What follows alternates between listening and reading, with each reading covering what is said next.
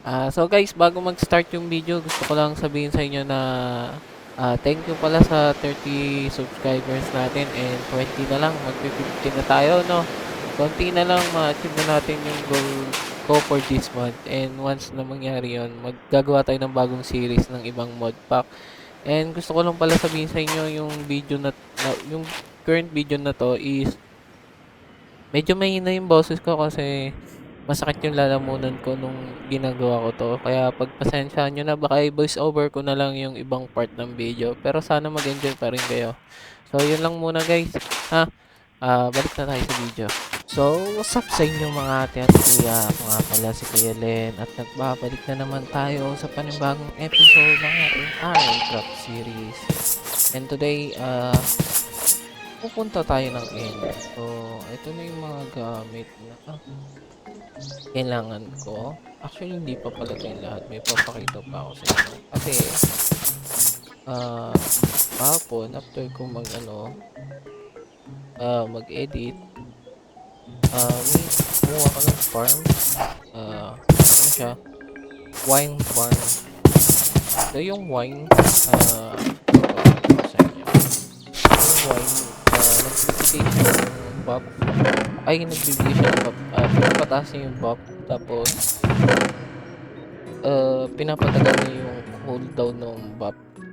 Para bang, ito kasi may dalawang uri ng wine. Yung wildberry wine, saka yung ordinary wine. Wildberry wine. Kunyari ito, papakita ko sa inyo. Tignan nyo yung sa gilid ko, di ba? Night vision, fire resistance. Pag uminom ako ng wildberry wine, tumataas sila kahit hindi na dapat tumaas, di ba? Yun yung nagagawa ng wildberry wine. Then si bottle of wine is mas napapatagal niya yung duration ng mga buff na yun. Partner ko kasi itong mga to sa battle burritos, yung uwi ko si Baxi. Sinabi siya ang daming buff na binibigay, baka maganda siya partner. Kaso ang problema, nakakahilo ko eh. Hindi ko alam kung magbabaon ako ng silver para magpalit, pero okay na yan. Siguro okay na to. Hindi naman siguro ganun kahirap yung late game. Hindi naman late game, total late game. Magandang set naman na ako kahit pa paano. Kuhan ko tong CSGO. So, may dala akong waystone. Gumawa na ako niyan. Nakukuha nga tayo ng nether star nung last video. Ngayon, madami akong eye offender. Ano na natin? Bedroom kung saan yung portal. Pag ganun, hindi na lang, may rock tayo. Kaya madali na lang. Wala, kulob pala. Hindi na lang natin. Ito mga ate at kuya, nag-start na ako hanapin yung end portal.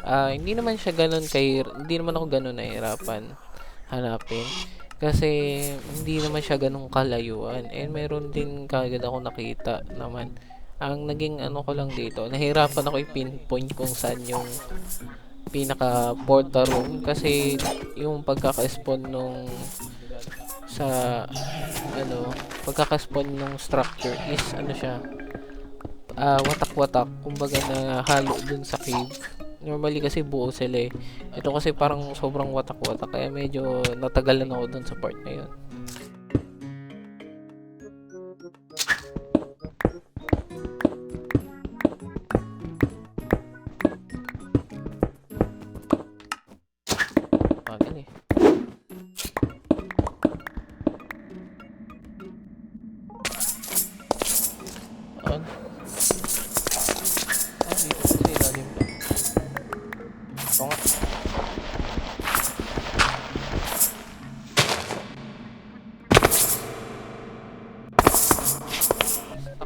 Eventually, nahanap ko naman yung portal room. Kaso, nagkaroon nga ako ng konting problema. Kasi na-stuck ako dahil dun sa Ravage Pickaxe. Minsan kasi nagbabag siya eh. Hindi nasisira yung dapat nasisira. Kala mo sira na. Yun. Parang ganun. Kaya kailangan ko pa mag-recon nun para lang maayos. Ayun, nakita ko din.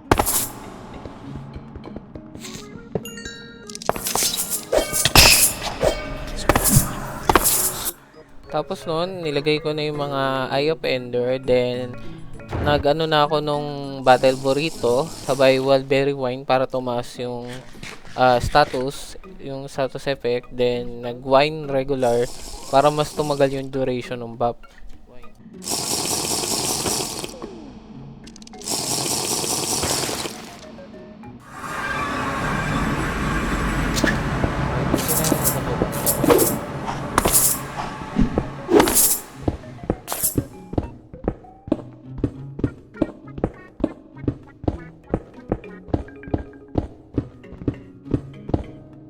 Muntikan pa nga ako malaglag dito guys. Bigla kasi akong dinaanan ng dragon. Tumalsik ako. Buti lang nakasakay kagad ako sa rock. Oh, kalma ka boss. Tapos dito mga atet ko, isa-isa ko nung pinatumba yung mga end crystal para hindi na ako makapag-heal yung ender dragon.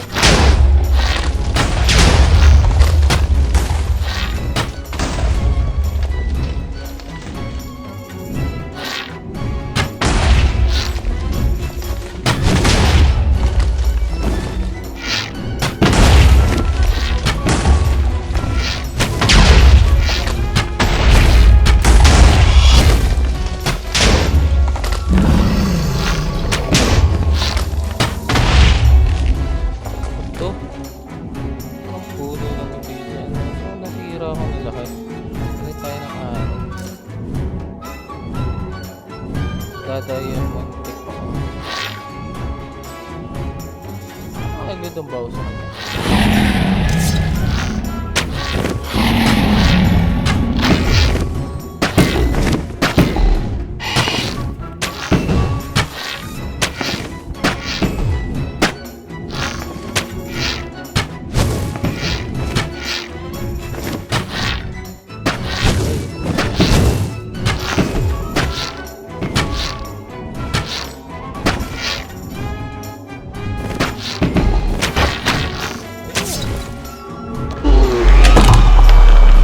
So, natalo ko kagad yung Ender Dragon dito. Wala namang kahirap-hirap yung Ender Dragon kasi ganun pa rin siya katulad sa vanilla. Ang problema dito guys kasi yung yung mga nag-i-spawn kasama ng Ender Dragon, yun yung mahirap kasi meron silang debuff na yung parang tatalsik ka ng kung saan tapos may inertia damage siya. Basta pwede ka kasi malaglag sa void yun yung kasi yung delikado dito. Wala pa akong suot ng silver armor ng time na to, kaya delikado siya. Tapos dito mga ate at kuya, tinatry ko kunin yung dragon egg kasi yun nga nag-spawn na yung mga panggulo, lalo na yung instability na effect.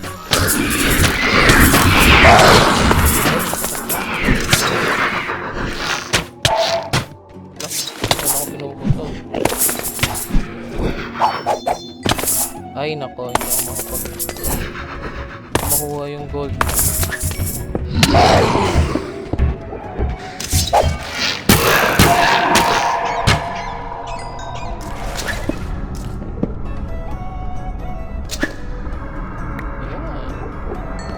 saan ba ito? Pag pwede siya dito. Nasa ko yung dito. After ko makuha yung dragon egg, nag-ready na ulit ako mga ate at kuya para makapunta naman ng NCT kasi may malapit na lang naman doon, portal. So nag-prepare lang ulit ako bago ako pumasok. Yun, alam ko hindi na NCT kagad to. Naglapag na rin pala ako ng waystone dito para madaling makabalik dito. Hindi na ako yung dadaan pa sa portal. So dito sa mga ate at kuya, madaming bagong structure, lalo na ngayong 2.9 may dinagdag ulit ata silang mga structure. So hindi ko alam kung ano yung mga yon, and first time ko lang naman dito. Ang habol ko lang talaga dito is yung mga shulker shell. Yung mga loot medyo okay lang.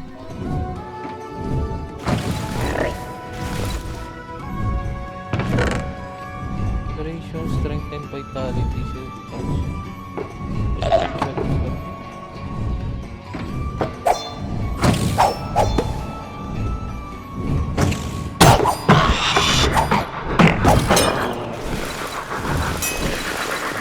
So, nag-ikot-ikot ako dito para makahanap ng mas malaking NCT. And nakakita naman ako, sobrang laki.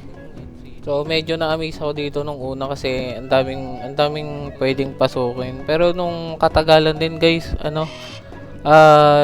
halos yung mga room lang laman. Then, ang makikita mo lang sa ibang room is mga iron armor and diamond armor na may enchant.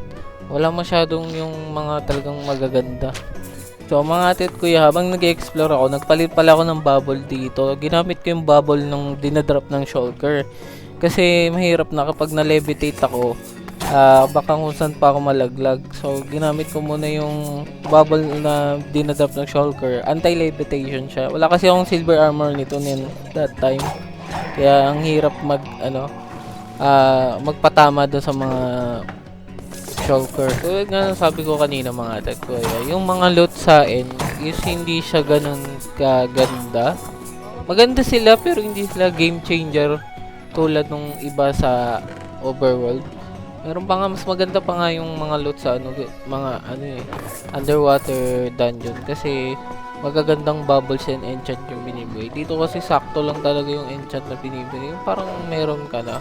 So, trinay kong bumaba doon sa pinagkalutan ko.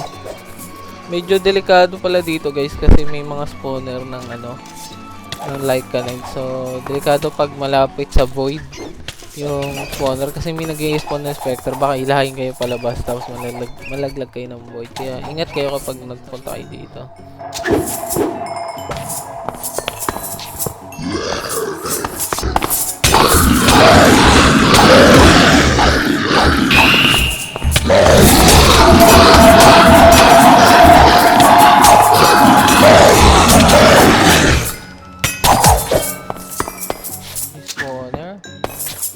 After pala nun, umuwi muna ako para gumawa ng bagong bubble. Kasi may mga bubble ako na kailangan ng bubble na galing sa N para ma-combine sila. So, ginawa ko lang yun. Kasi unti na lang mga atet ko yung magagawa ko na yung ang charm.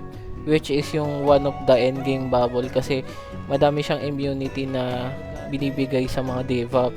So, talagang kailangan to. Kung wala kang silver, ito yung magandang pamalit.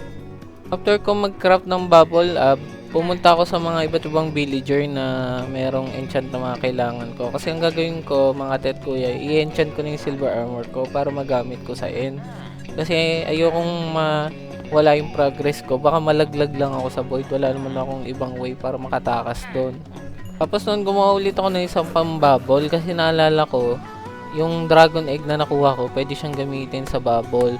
And yun, gumawa ko ng bubble na Honor of Shield. So, isa rin pala siya sa mga late game na bubble kasi kaya niya mag-block ng any attack every pang 5 attack na automatic block niya. So, maganda yun kasi if ever na fatal yung pang 5 attack, makakasurvive ka agad ako doon ng guaranteed. So, guys, enchant muna tayo ng silver kasi ang hirap doon sa N. Kasi nga may mga debuff na pinapatansig ako and hindi ko naman nakaka-counter yung damage nyo. Tsaka baka malaglag ako. So, kailangan ko tong silver para hindi ako ma-debuff and tumalsik dun sa kawalan. Mag-enchant muna tayo. Madami naman akong EXP. So, hindi problema yun. Ayan natin to. Respiration. 10 to 9 na. 9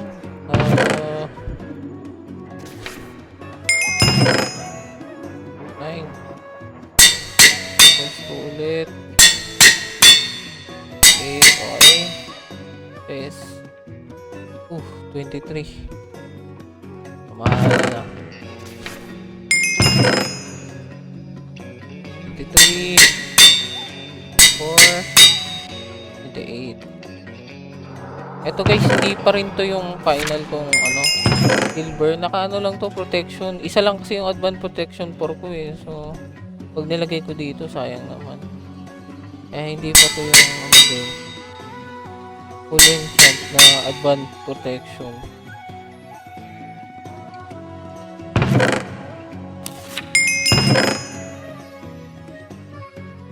21.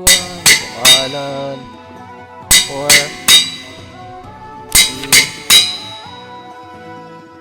9.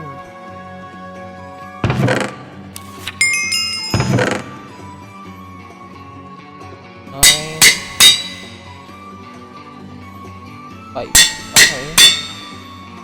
Let's try this. Tira.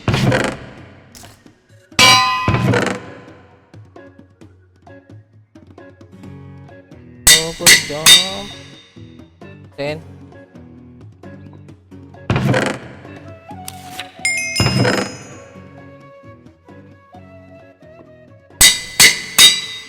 Okay. Tapos ito last. Ano? 19. Bali last book.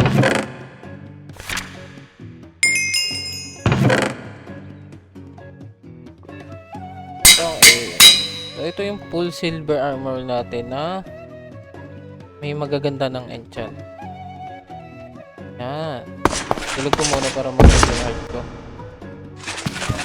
Yan. So ito siya. Maganda naman siya. Pero baka baunin ko tong ano. Itong dragon armor ko in case. O pwede rin ina ko na lang din kasi okay naman na. Yan.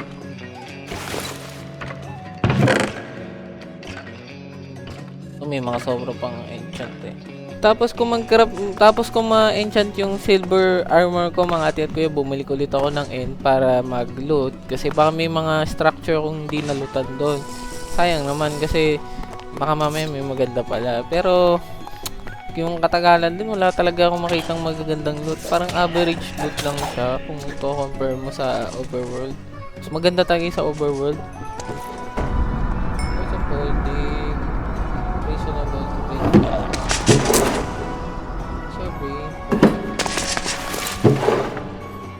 Section 4. Breaking. Section 4. Section 2. Isa din na sa napansin kong common ng ano dito na NCT. So hindi ka mahihirapan kung kailangan mo ng mga shulker. Madaming NCT na mayroong shulker. So guys, natapos na natin yung end and wala naman masyadong loot na kakaiba doon. Halos pare-pares nga lang yung loot. Madami ka lang siguro pwedeng i-disenchant. Yun lang siguro yung pinakamaganda. Pero yun, natapos na natin yung end. Siguro next nito nether. Tapos yung mga boss na ano. Hindi ko alam kung paano i-spawn yun eh. Pero papanoorin ko na lang. Yung mga boss na malalakas. Yun na siguro yung next. Siguro kakalabanin ko na yung tatlo. Kung kaya. Pero ito yung armor na gagamitin ko naman. Mag-silver naman ako. Yun, mag-prepare lang ako. Siguro gagawa ko madaming wine. Ang ganda ng wine dito, nakita nyo naman. Dami kong buff na nakukuha pag naka-wine. So yun. Hanggang dito na lang muna tayo mga ate at kuya. Kita-kita na lang ulit tayo sa susunod na video. Salamat sa panonood at thank you sa walang sawang suporta. 30 subs na tayo guys. Konti na lang. 50 na. Pag nag-50, ibang podpack naman ang lalaro natin. So kita-kita tayo mga ate at kuya sa susunod na episode. Paalam!